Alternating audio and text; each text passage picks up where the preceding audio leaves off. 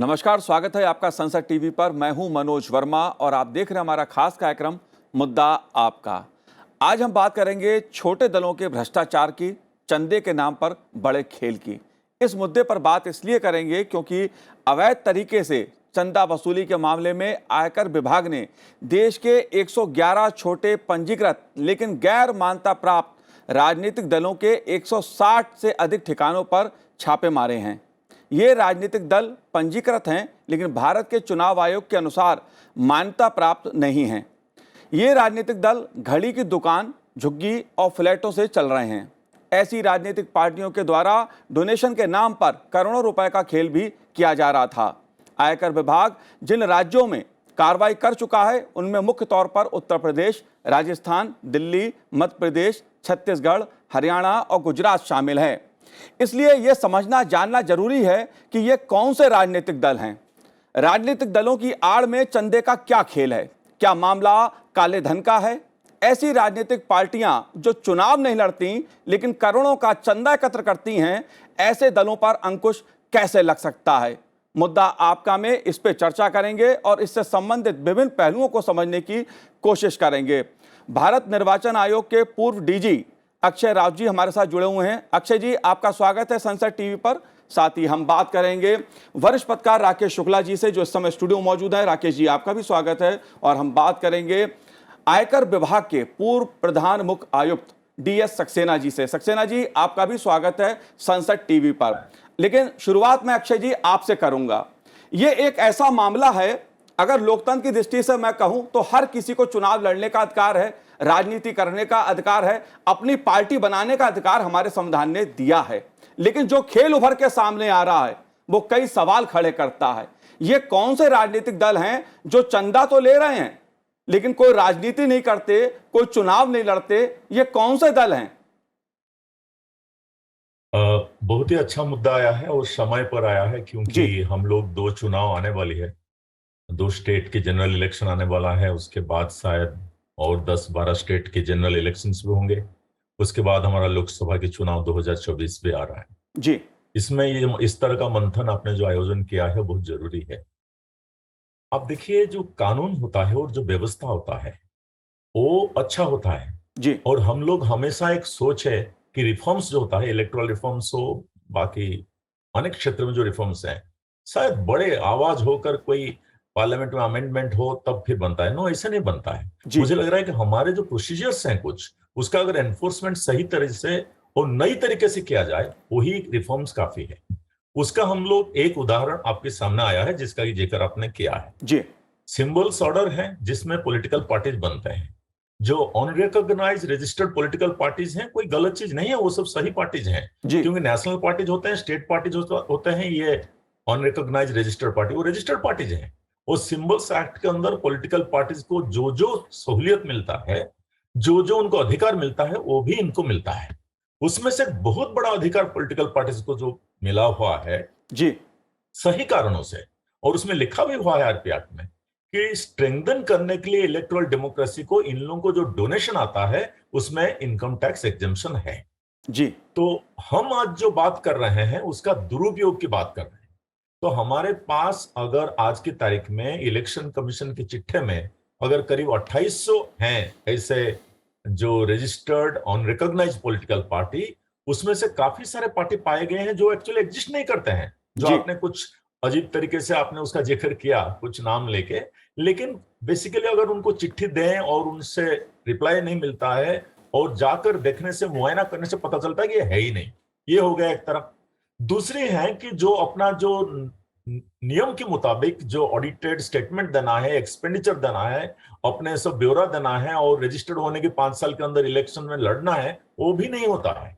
लेकिन जब income tax exemption की क्लेम होता है वो हो जाता है। और जो डोनेशन का रिपोर्ट है वो भी नहीं आता है।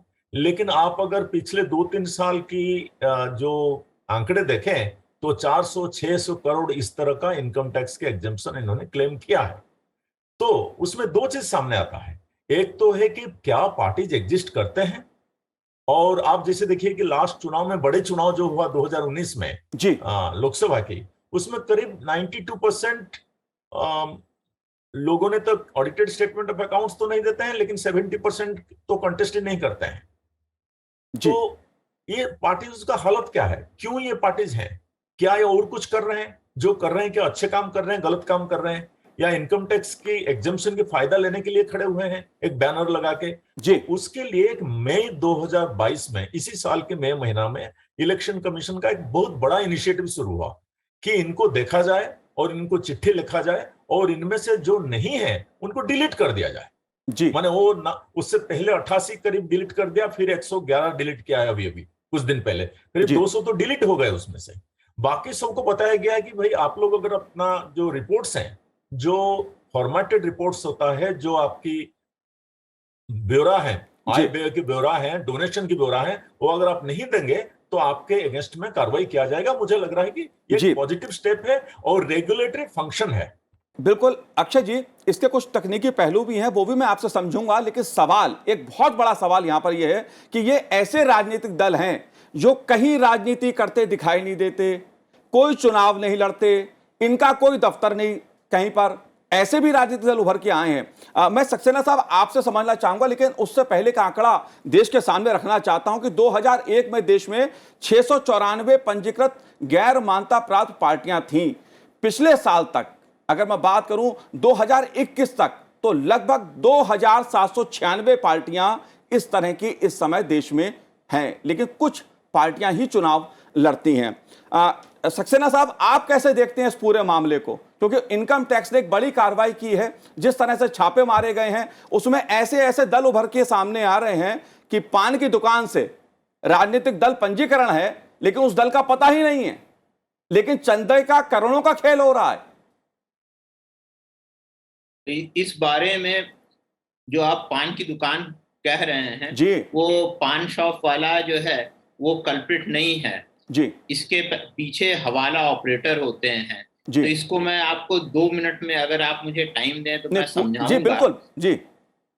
इनकम टैक्स की धारा 13A के अंतर्गत ऐसा होता है कि राजनीतिक दलों को जो चंदा मिलता है उस पे टैक्स नहीं लगता है। जी और 80 GEC के अंतर्गत अगर कोई भी एंटिटी, मतलब कोई ट्रेडिंग एंटिटी हो या कोई, समझ लीजिए कोई इंडिविजुअल हो, वो अगर डोनेशन देता है और चेक से देता है, नॉट बाय कैश, तो वो उसका उसे डिडक्शन मिल जाता है। मान लीजिए मेरी 1 करोड़ की आय है जी और 99 लाख का मैं डोनेशन दे देता हूँ, तो मेरी आय जो है वो उसमें से 99 लाख घटा दिया जाएगा, एक ही लाख की आय मानी जाएगी। बहुत जगह सीमाएं होती हैं, जैसे प्रोविडेंट फंड में 1.5 लाख की सीमा है, जी और समझ लीजिए होम लोन में 2 लाख की। मैं रफली आपको बता रहा हूँ, ये सीमा रहित है और इसमें कोई भी दूसरी कंडीशन नहीं है, सिर्फ इतना है कि चेक से देना चाहिए।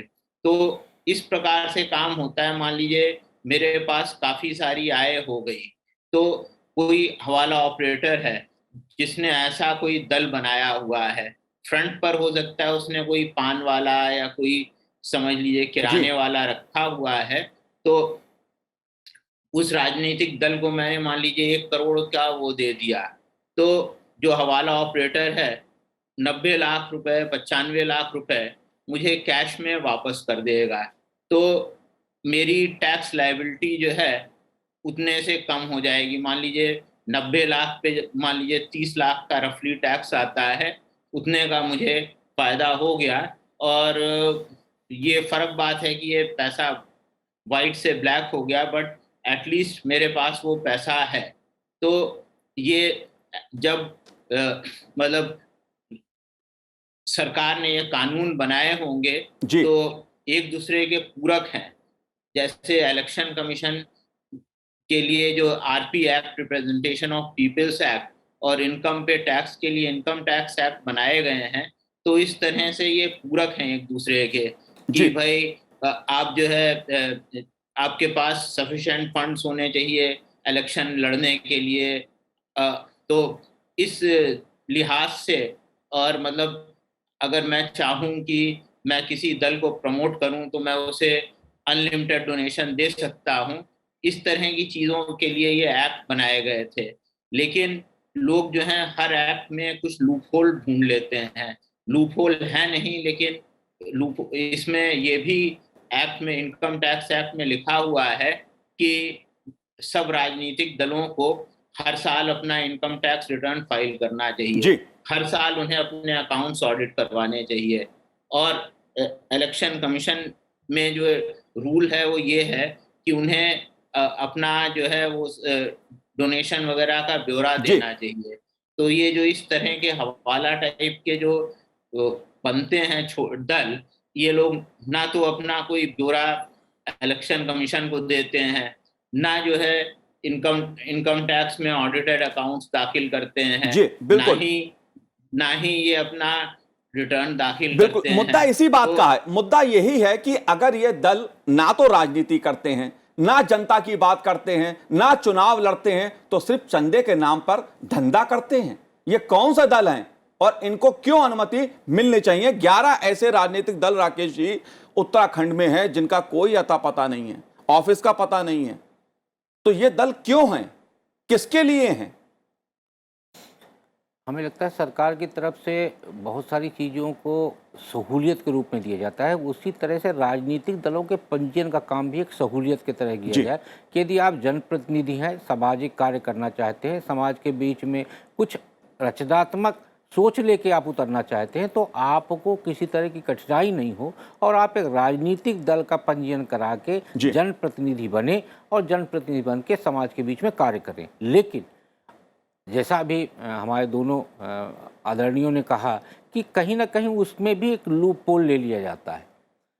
जिस तरीके से राजनीतिक दलों ने लूप पोल लिया, उसी तरह से एनजीओ ने लूप पोल लिया है। तो ये दोनों आज की डेट में भारत के अंदर एक बड़ा मतलब धनराशि का इधर से उधर करने के माध्यम बन गए हैं। राजनीतिक दलों का भी जो सामने आ रहा, छोटे छोटे जो गैर मान्यता प्राप्त वाले हैं, वो राजनीतिक दल बड़ी धनराशि लेते हैं, धनराशि लेके एक छोटा सा अमाउंट अपना परसेंटेज रखते हैं और बाकी धनराशि उसको वापस कर देते हैं और उस आदमी को भारत सरकार को अच्छा खासा नुकसान पहुंचाने के कारण मिल जाता है टैक्स के रूप में।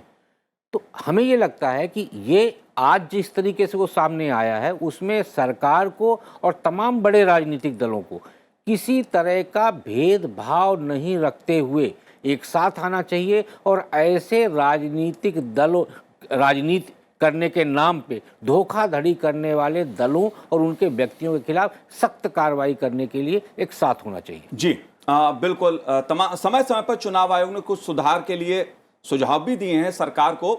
लेकिन अक्षय जी, आपसे एक सवाल पूछूं उससे पहले एक आंकड़ा आपके सामने रखना चाहता हूं। 2019 में 66 पंजीकृत गैर मान्यता प्राप्त दलों ने 600 करोड़ रुपए से अधिक के चंदे पर टैक्स छूट का दावा किया था। तो क्या इन राजनीतिक दलों का उद्देश्य, जो इस तरह के राजनीतिक दल हैं, इनका साफ तौर पे उद्देश्य ये लग रहा है, देखने से ही लग रहा है कि ये करोड़ों के रुपए का चंदे का खेल कर रहे हैं, लेकिन इनका पंजीकरण चुनाव आयोग में क्यों? क्या कोई भी व्यक्ति, किस तरह से पंजीकरण होता है राजनीतिक दलों का? देखिए, पंजीकरण जो है भारत की जो कानून व्यवस्था और संविधान के अंदर जो इलेक्शन आरपी एक्ट के अंदर पंजीकरण का एक व्यवस्था है, वो व्यवस्था की जो उद्देश्य है वो तो महत्व है कि उनकी पॉलिटिकल पार्टीज अगर वोटर्स को आप छोड़ दें एक बार, तो नेक्स्ट जो इंपॉर्टेंट स्टेक होल्डर्स होता है इलेक्शन में, पॉलिटिकल पार्टीज हैं और उन्हीं के थ्रू से ही हम रिप्रेजेंटेशन देखते हैं, लोगों का रिप्रेजेंटेशन, वो अपना आइडियाज देते हैं, मैनिफेस्टो देते हैं, लोगों के लिए काम करते हैं, चुने जाते हैं, सरकार बनाते हैं। इसमें कोई खराब बात नहीं है और उसका और कोई दुरुपयोग का, जैसे कि सक्सेना जी ने बताया और अभी शुक्ला जी ने बढ़िया से जिक्र कर रहे थे इस बात को, मैं उसका उल्लेख करना चाहूंगा कि पॉलिटिकल पार्टीज इस लेवल को अभी आना चाहिए। खाली रेगुलेटरी जो ऑर्गेनाइजेशन है, जैसे इलेक्शन के लिए इलेक्शन कमीशन ऑफ इंडिया हुआ, आरबीआई हुआ, सेबी हुआ, आईआरडीआई हुआ, ये रेगुलेटरी ऑर्गेनाइजेशन अगर अपने फंक्शन को एनफोर्स सही तरीके से करें तो मुझे लग रहा है काफी सारी चीज हो पाएगा और पॉलिटिकल पार्टीज को इलेक्शन फील्ड में उनको पार आके इलेक्शन कमीशन का मदद करना चाहिए। और इलेक्शन कमीशन का आप अगर मुझे 2 मिनट दें, इसको मैं एक बड़ा रिफॉर्म्स के अंदर ही देखता हूं। एक है, आप और हम लोगों ने बहुत बार चर्चा किए हैं, क्रिमिनलाइजेशन ऑफ पॉलिटिक्स के बात हो रहा है, फ्रीबीज के बारे में बात हो रहा है, हेट जो स्पीचेस होते हैं उसके बारे में बात हो रहा है, पेड न्यूज के बारे में बात होता है।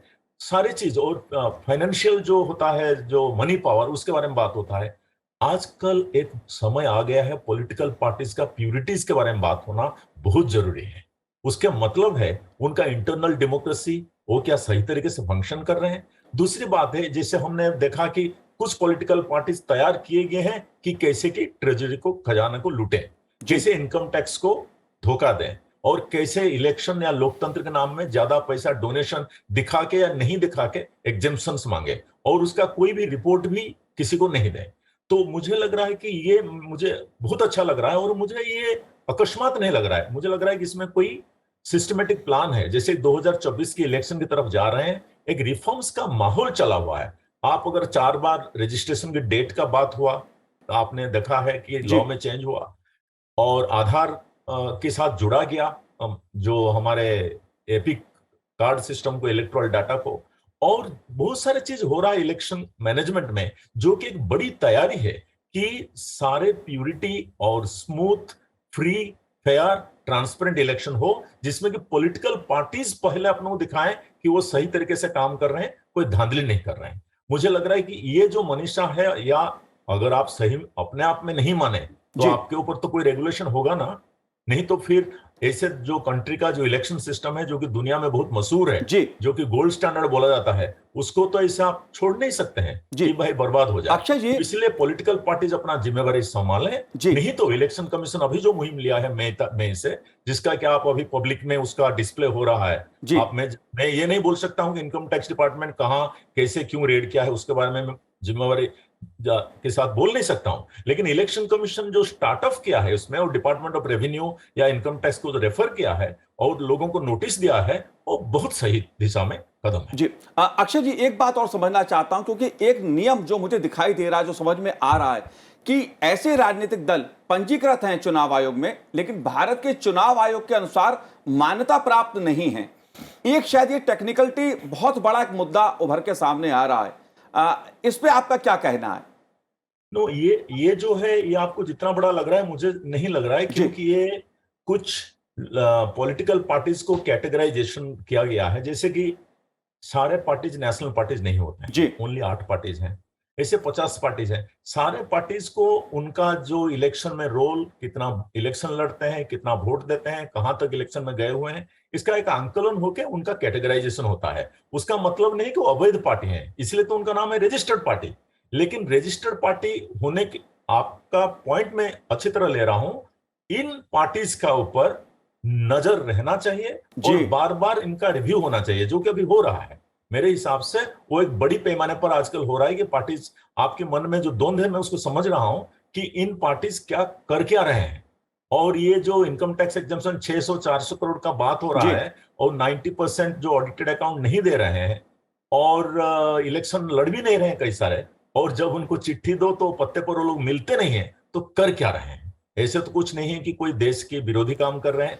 एटलीस्ट तो अपना आरपीआई के अंदर तो गलत काम कर रहे हैं, इसलिए तो आपने देखा कि 200 डिलीट हो गए हैं कम से कम। मुझे लग रहा है आगे आगे ये जो काम शुरू हुआ है, ये और कठोर होगा, निर्णायक होगा, और पॉलिटिकल पार्टीज और इलेक्शन प्रोसेस में इससे प्यूरिटी आएगा। बिल्कुल बिल्कुल सक्सेना जी, लेकिन एक मुद्दा ये भी काले धन का भी उभर के सामने आ रहा है कि काले धन को सफेद करने की शिकायत ऐसी भी उभर के सामने आती हैं।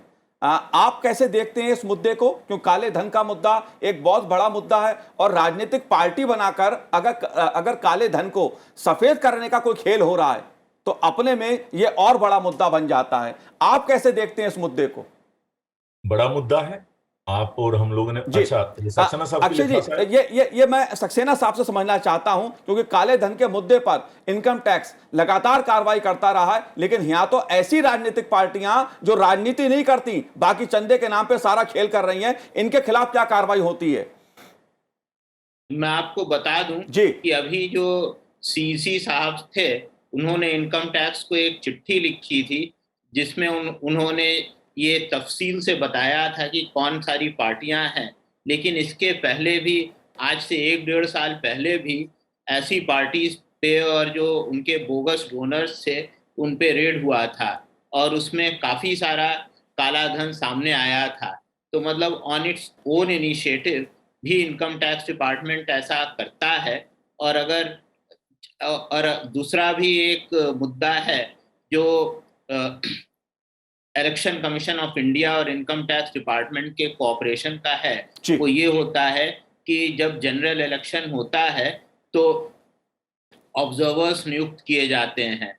तो एक्सपेंडिचर ऑब्जर्वर जो है वो ज़्यादातर इनकम टैक्स डिपार्टमेंट के होते हैं।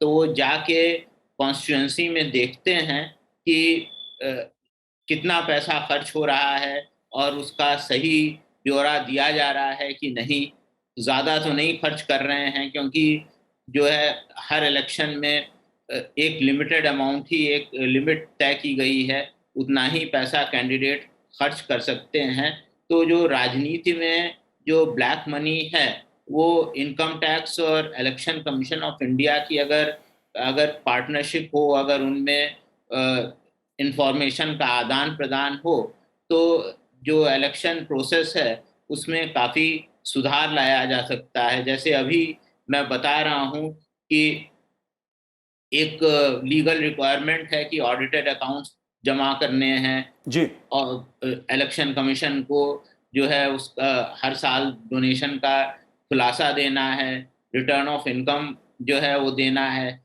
तो अगर हर साल समझ लीजिए मार्च का महीना जाता है, उसके बाद ऐसी लिस्ट अगर आपस में एक्सचेंज की जाए इनकम टैक्स में और इलेक्शन कमीशन ऑफ इंडिया में, तो इस तरह के जो डिफ़ॉल्ट्स हैं कि भाई कौन दल नकली हैं, जिसने, तो उसका इंडिकेशन मिल जाएगा। और अगर सख्त कार्यवाही की जाएगी तो जो हवाला, मतलब आप इसको दल के नाम से कह रहे हैं, मैं इन लोगों को हवाला ऑपरेटर कहूँगा, क्योंकि ये पैसे को मनी लॉन्ड्रिंग में लिप्त हैं।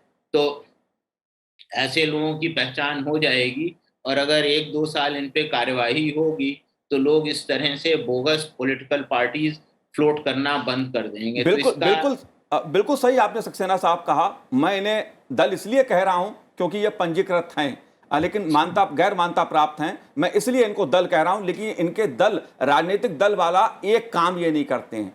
सही कह रहे हैं आप, हवाला ऑपरेटर्स, काले धन को सफेद करने का धंधा इनका है, चंदे का धंधा पूरा करते हैं। कैसे करते हैं कि मुंबई में आयकर विभाग के अधिकारी सायान इलाके में एक झुग्गी झोपड़ी का इलाका है, वहां पर गए थे। 100 वर्ग फुट की झोपड़ी में स्थित एक ऐसी पार्टी का पंजीकृत ऑफिस मिला। बैंक रिकॉर्ड के मुताबिक इस पार्टी ने पिछले 2 साल में करीब 100 करोड़ रुपए का डोनेशन लिया था। राकेश शुक्ला जी, ये वो पार्टी थी, झुग्गी से चल रही थी, 100 करोड़ का डोनेशन।